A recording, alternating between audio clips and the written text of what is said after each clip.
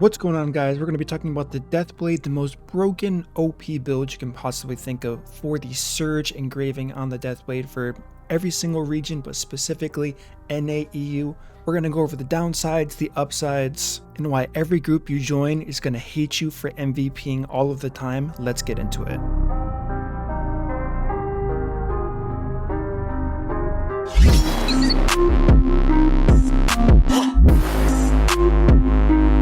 Alright, so whether you're playing Deathblade or you haven't played Deathblade, there is a build that we're going to talk about today. Like I said, using the Surge engraving here, as opposed to the remaining energy. These are my current engravings here. Now, one thing to note, if you're ever going to try to test anything in the training room, this build specifically is going to require you to pretty much always use the Master's Herb Stake. If you don't, you are going to have mana issues. Yes, that is how broken this rotation and build path for Surge is. You're literally going to have mana issues because you're doing so many casts, so much damage. So you simply go to engraving services, type in all of the engravings you have, which is going to be for me 3 Adrenaline, 3 Ambush Master, 3 Cursed Doll, then simply head down to MP Efficiency Increase and add level 3 there so you don't run out of mana and you can simulate having a support or that food active at all times, so you're not running out of mana throughout your fight. So since the Burst or Surge engraving has been reworked, it's been fine-tuned in Korea to a point where a lot of players are asking for it to get nerfed. Are we going to see a nerf? I'm not sure. In other regions, there are classes that are nerfed that are not currently nerfed in the NAEU region itself. So even if we do see a Deathblade Surge nerf, it's possible that we don't get it in our current region, being NA and EU, in the near future. So with that being said, I'm going to go over the rotation here, what you would need. Now, I do realize that I'm 1408. Most people watching this probably won't be 1408. However, I am going to test this out and swap over to my 1341 alt here, do the same thing and show you how you can get away with this without an insane amount of stats here. So with all of this being said, let's get into the rotation and how it works. I'm going to do it pretty slowly at first here. If you're familiar with Deathblade at all, it is going to be rather similar to the normal rotation. It starts with Wind Cut, then you activate Z, then you go with Spin Cutter, back to Wind Cut. Then you can use Earth Cleaver here, then charge your Blitz Rush. Then you're going to hit Maelstrom, you're going to tap on Void Strike, and then you're going to Z. This, if you do it quick enough, is going to be 12 stacks. It did show 14 because I did it slowly and I was generating stats based on how slow I was going. But after this, you are going to use Soul Absorber here, which is still going to fall under the effect of Maelstrom. Even without the remaining duration of Maelstrom, I still filled my Death Orb meter to full. Then you're going to start the entire rotation again with our Wind Cut here back into Z. So this rotation together is crazy strong, crazy efficient. It's so quick, and that's what makes this so strong. So if you want to see it in real time, I will show it to you right here. We'll start the damage test as well.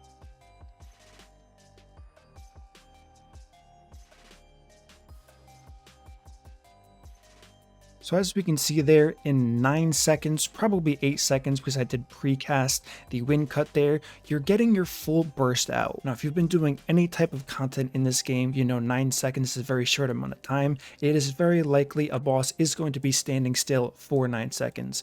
Why is this such a big deal? Because if you know about the other rotations, for Surge, it has to do with gaining 20 stacks, and if you do want to gather up all 20 stacks, it's going to take significantly longer than it would be to stack up simply 14 here. So right now I'm kind of going through here and slowly building up 20 stacks here, and the timing is just going to be way different. We're looking at 12, 13, 14 seconds, which may not sound like a huge difference, but that 5-second swing, 6-second swing is going to add up over time. So this rotation has slowly and surely become the bread and butter of a Surge Deathblade. It's going to be what every single player realistically is going to strive to be able to achieve in every single type of content they are going to approach from here on out. But there are a few things you have to know when doing this rotation. Of course, I'm in a training room here, and and there's a boss standing still in front of me, so it's not going to be realistic for me to explain this as if there's ever going to be a boss standing still for 2 minutes, 3 minutes, 4 minutes in the same spot that you can just hit over and over again. While it would be fun to see your damage in real time in an actual boss patchwork fight, it's just not going to happen for Lost Ark. So where does the benefit come for this? Why is this so broken? You have a lot of tools at your disposal for the Deathblade. I did go over this in a separate, more beginner-friendly guide for the Deathblade, but just to recap things really quickly here, the main focuses for Deathblade is you want to make sure Blitz Rush, as well as your second Z application, which is the big surge hit, are going to be back attacks. Outside of that, not a lot of your other skills do a ton of damage, so it's okay if you have to sacrifice that on a mobile boss. So with all of that being said, things like Wind Cut are fantastic if you're trying to dodge mechanic. You can simply avoid boss mechanics, toss out that Wind Cut, and then keep moving here, and you're not going to be losing too much. You can also use your Spin Cutter here to position yourself at any side of the boss while still damaging the boss and still generating stacks for yourself in this 12 stack rotation here. Same thing applies with Soul Absorber. If you have to reposition and you still want to hit the boss twice here, you can easily get to the right or left side of the boss if you start from behind. And of course, Dark Axle being our bread and butter. If you find yourself in front of the boss, you can simply use Dark Axle to position behind, get that Blitz Rush in, and then finally use that Z to make sure you're always landing it. So between all of these tools and this 12 stack rotation, you are going to be doing some serious damage because of how quickly it all happens. So to achieve this relatively smooth, if you have noticed during the dummy test that I did, Blitz Rush as well as Maelstrom, the cooldowns were not readily available as I was going through all of the rotations. They had 1 second, or they had just over 1 second, closer to 2 seconds remaining, where there was a little bit of wait time, even with 1400 specialization. Now I do have gems for all of them. As you can see, Blitz Rush is a 10% cooldown here, Maelstrom another 10% cooldown. The top players in the world who are doing builds similar to this here are of course using level 9, level 10, level 8 gems, probably full level 10 gems at this point, so they're maxing everything out. They don't have to wait at all, so their rotations even faster than what I was showing you here, which is why once again so many players that aren't playing Surge Deathblade are saying you guys should probably nerf this smile gate because this is a bit broken. If they can pull this off smoothly in 5 seconds or so in a fight, that is very realistic for a lot of the harder boss fights. So as far as the rotation goes that I did show before, it's pretty straightforward. The only question you might have is, why do you not full charge the Void Strike? This is because we are taking Dark Dimension on top of Void Zone here, so we're going for the holding effect, and all we really want is to place that Void Zone. So by simply tapping it, as you can see, I'll activate our Death Arts here. By tapping this, you can see these stacks go up based on the ticking damage from that. That really is all we want because our big Death Orb generator is going to be Soul Absorber at the end. I prefer this because if you use Void Strike as that identity gauge ramp up, you have to stand still. There's not a lot of freedom, as we can see here. It's kind of a long cast and you move forward here, and if the boss moves, you're out of luck, as opposed to Soul Absorber, which we've already gone over, which does give you a higher yield in the amount of Death Orbs you get. On top of that, you do have a lot of movement options here, as we talked about before, if you do have to chase the boss or reposition to the side to avoid some type of mechanic here. So now, outside of the gems, outside of the stats that I showed you, what else would you want to be looking for? And that's where we come into tripods. For tripods, quick prep's going to help, although you're going to notice that I never really run out of timing. As far as Wind Cut goes, that cooldown's rather simple for me. The same thing goes with Spin Cutter. I do have level 4 here, so I am reducing the cooldown of that significantly with those tripods. Another thing to look into is going to be Maelstrom with Orb Control. Death Orb meter gain is going to be huge, and if you look at my runes, I do not have the legendary wealth room. I'm pulling this off with a epic one as well as a rare one. So that just goes to show you how you don't need anything crazy for this, and you'll really get the idea about that when I hop onto my 1340 alt with significantly lower stats. The next point to talk about is going to be the next tripod for Void Strike. Once again, level 3, giving me further increase death orb meter gain. So now that I went over everything here, I'm going to hop on my ult with significantly less stats, which is going to be a lot more relatable to most people watching here if you are interested in a rotation like this, so we can get you up and running and help you abuse this. You can MVP in pretty much every single piece of content you plan on doing with the Surge Deathblade. Alright guys, so here we are on my ult here, 1341 here. We are still rocking the blue Chaos Dungeon gear. We haven't maximized or optimized any of our tripods here. I don't believe I have any beneficial ones. We do have sustain enhancement, but that's not a big deal here. Engravings, we have one level 3 and one level 1, so really scraping the bottom of the barrel here. As far as gems, we have 0 CDR gems. Now this is going to be a mistake here. This is why you do want to invest. Since I do have 2 Deathblades, all I would have to do is swap my main gems over through the storage system onto this guy, and he would be game set match here. But I would highly recommend spending 100 gold, 200 gold per gem, buying the level 2, level 3, level 4, of course the higher the better, on the crucial cooldown reduction gems you will want for this build, which is going to be Blitz Rush. It's also going to be Maelstrom, Spin Cutter, Wind Cutter going to help as well. Outside of that, you shouldn't run into any issues here. And once again, look at how low my specialization is going to be for this build here. So with that being said, let's go ahead and see what it's like when I do try to attempt this on such an undergeared and underprepared Deathblade.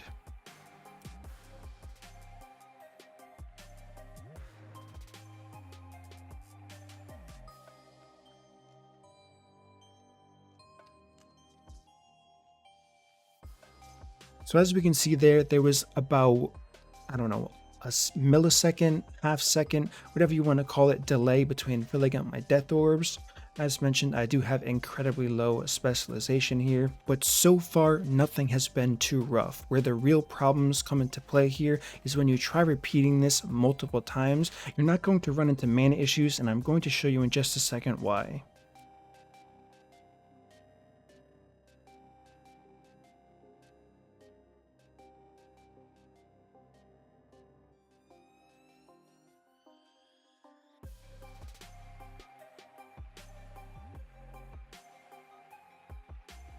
So as we can see, we're running a little bit low on the Blitz Rush cooldown, Maelstrom a little bit longer here, and that's going to be the main kind of roadblock for this build here. And I did activate this too early, not getting the full cooldown reduction. So you're gonna have to watch this, of course, if you are trying to do this at lower item levels. So personally, I would recommend 1100 specialization as the minimum for this to feel as smooth as possible. Make sure you get those CDR gems, and you're gonna be shocked at how much more damage you're doing, how much easier it is to pull off your rotation based on how quickly it happens. It is surprisingly a lot quicker than the 14 stack rotation, as in, of course, it's a lot quicker than the 20 stack, but keep in mind, if things go wrong when you are fighting a boss, there is no reason why you can continue stacking and you have to just instantly hit surge here. So if for some reason the boss leaps away here, I can follow up with a Dark Axle. I can use Wind Cut, Spin Cutter again to reconnect with the boss here. Then I'm at 18 stacks before you know it. I can hit Z here, go into my Soul Absorber, and we're back to full. So there's a ton of flexibility with this, even if you don't have the stats, if the boss jumps away. There's just so much you can do to adapt to many real-time situations here, and I would highly advise coming into this training room here, practicing the initial 12 stack version of this as much as you can until you're very comfortable and familiar with it, and you're going to notice right away in all of your encounters throughout this game, you're going to be doing a lot more damage. Things are going to be more fluid for you, and you're going to have a better time because you're going to see that you're MVPing, you're getting the upright damage dealer tag, meaning you did the most damage, and it's just going to feel good overall. So if you guys have any questions, feel free to leave it in the comment section. I'll do my best to answer you to the best of my ability here. Here's hoping that they do not nerf this, and in case you're curious why it's considered overpowered, I mean, one of the many reasons, it's the highest dummy DPS in the game. Not that that means much, but you can actually find Korean players killing the Lumeris training dummy, the one I'm fighting right here.